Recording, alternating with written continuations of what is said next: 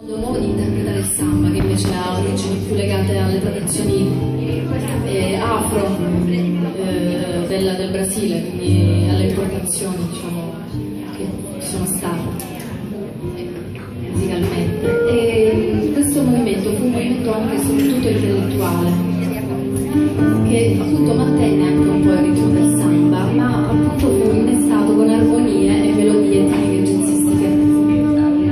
Ma proprio i brasiliani, in merito a ciò, proprio perché erano, per un attimo insomma il jazz sembrava quasi aver sovrastato un po' la musica brasiliana, che invece era una musica anche dalle melodie molto semplici.